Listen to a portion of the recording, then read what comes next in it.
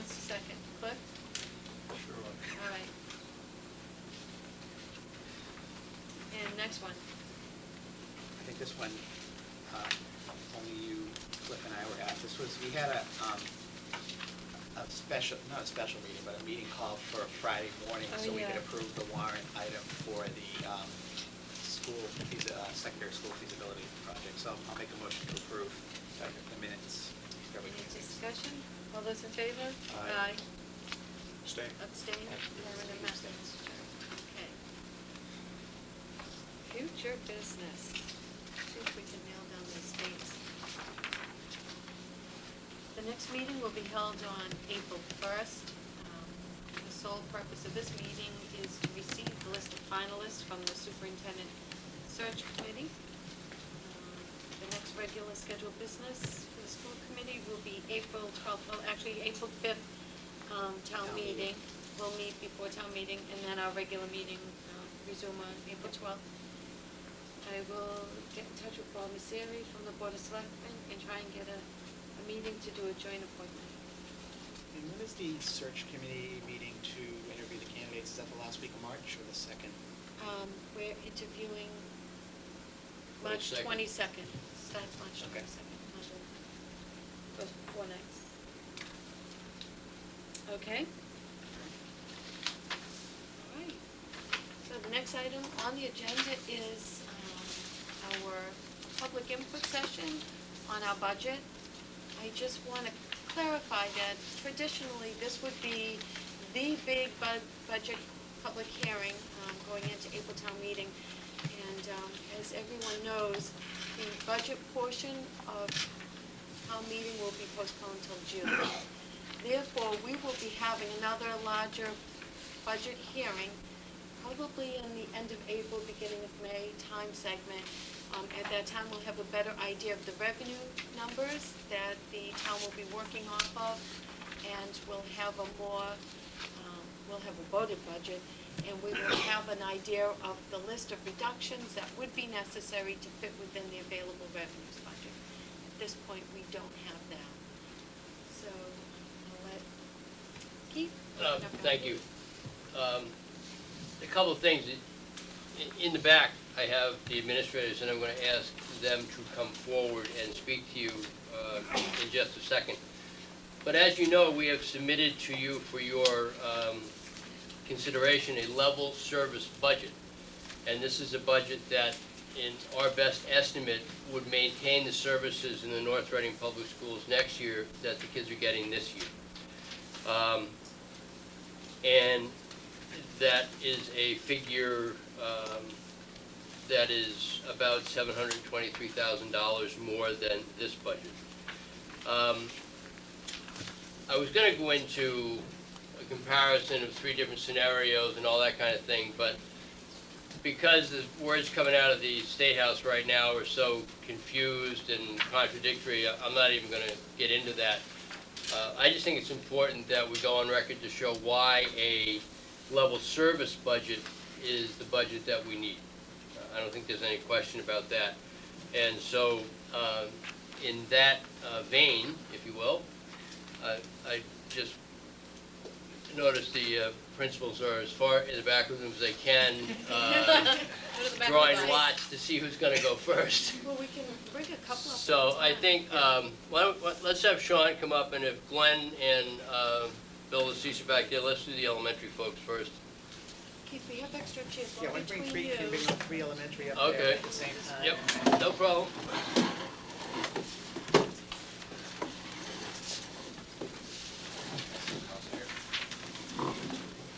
And I'll go right up.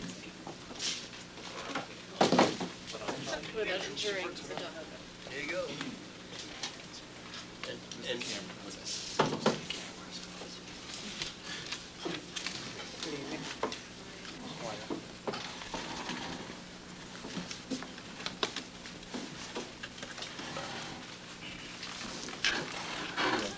Good evening. I'll start just by sharing with planning each year. Obviously, the budget cycle in North Reading has traditionally been tight. Going forward, a level service budget is the only choice at the Bachelor, I believe at the Hood and the Little, you're looking at your classroom teachers, your core, your support professional faculty, and then a minimum amount of additional adults to help with supervision of children of arrival, dismissal, and learning in the classrooms. When you start to look at areas to potentially reduce, I think you're going to have a hard time finding areas that do not have a tremendous impact on students at the elementary level.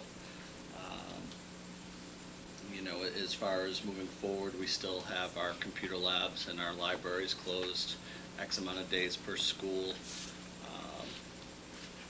and class sizes are healthy. So there really aren't spots to look for teacher consolidations to make up gaps for what you need when you're dealing with any kind of deficit in the town of North Reading School Department budget.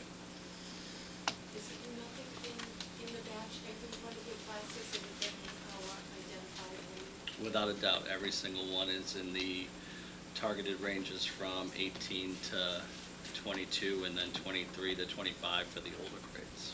And I think that a good point, it's not a good point, it's a good point, but it's not a good thing that you mentioned is, even though in fiscal 2009, we were able to restore a lot of things, we never restored full-time libraries, we never restored full-time technology labs, computer labs, we never restored the middle school librarian, and we never restored the phys ed option for elective reviews and see in high school, which John is trying to do for next year. And there's probably a few other things we didn't restore either. So, you know, we were able to restore enough so we didn't have to give kids 2 hours off each week, but we never restored where we were in 2008.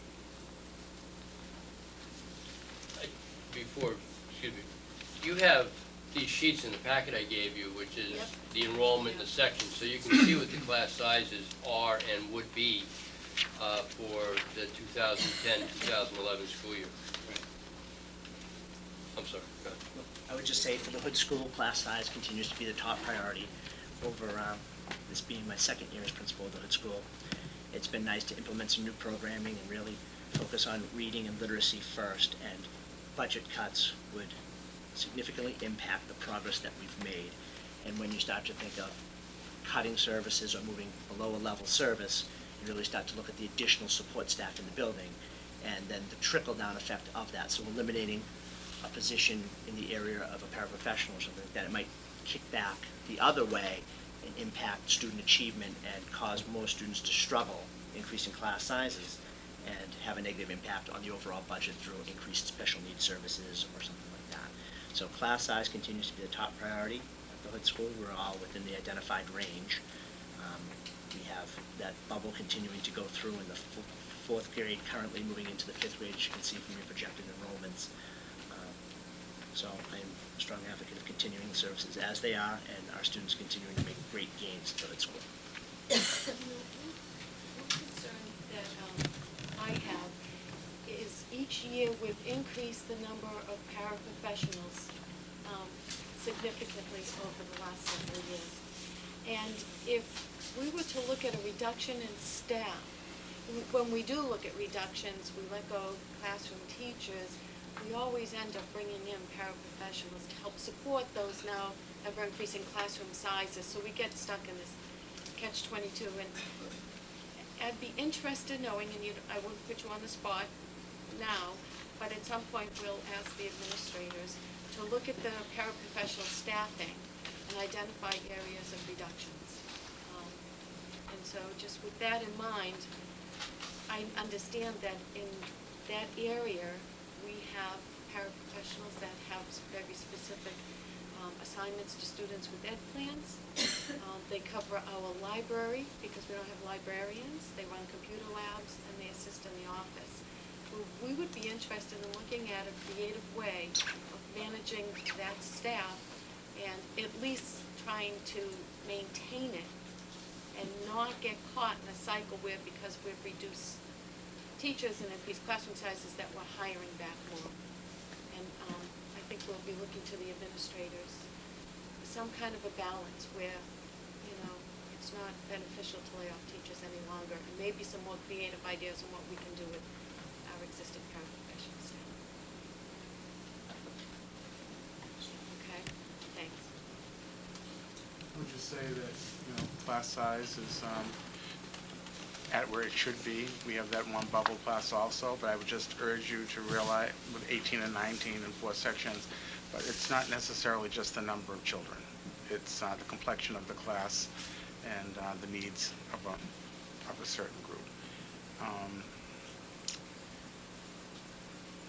You know, there's a lot of initiatives. You know, I would love to see the library and the computer lab people restored from, at my school, it's 0.6 to 1.0 again.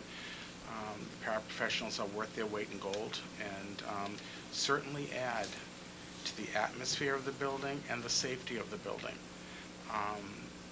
There's nobody who isn't busy, whether they're assigned as a special education aide, a general paraprofessional, or a library or computer paraprofessional. I think that in order to continue with our inclusive philosophy, to have our collaboration sessions, to cover our duties before school and after school, to cover our lunch duties, and, you know, to list what they do is invaluable. And I, for myself, I don't have the exact number, but I'm either at or below what I was last year in paraprofessionals. So needs change. Students come, and some are grade level paraprofessionals and cover a multitude of issues. Not one student, could be 3 or 4 students in terms of ed plans, but it's not just the ed plans. It's the best bargain, I just have to say. And I, as a principal, really get uncomfortable when I worry about the safety of the building or the effective management of the building, and that the atmosphere is created because of the amount of supervision and procedures that we have in place for children. I would just say that. Are we shortchanging our elementary school kids? With what we have right now? With what's here? Are we shortchanging? I mean, I think that the kids at all of our schools get excellent educations. It's the new things that you can't do. We had a book study group this afternoon on RTI, and it was really stimulating to be able to sit down with a bunch of 18 little school people there talking about possibilities for our own school. But and we are grateful with the additional special ed staffing we've gotten over the past few years, as well as reading support. But it's always about the amount of people who can assist in that type of model. So I think our schools perform very well, but I guess what I'm saying is that it really limits you on new initiatives or new things to I take have on. no doubt that we're doing the best we can with what we've got.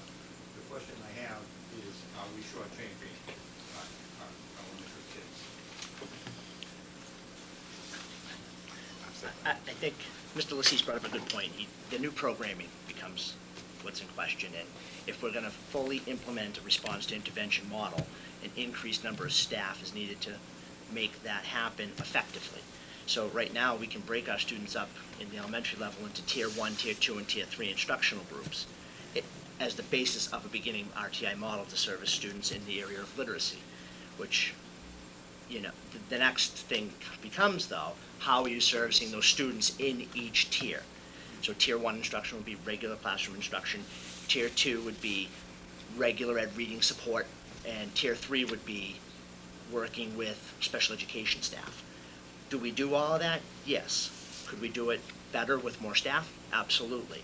And as RTI moves forward, response to intervention, it becomes, where do you go with it? Do you really start to move it for math and then behavior? Because that's where the legislation's going. And those are things that we need to look at as a group. And with increased staffing, we could move that forward quicker. So I think we're doing well with what we have. But could we do more? Yes. We could do something with world language. That's I mean, there's all sorts of, you know. Well, and it becomes shortchanging. I would never say that we're shortchanging our students. But when you talk about what our standard is of what we want to be doing for our students, and comparatively, yes. But when we're dealing table to table of where we are, I would never say we're shortchanging our students. If I wanted to lay out the next layer of services I'd want to provide for children that they do deserve,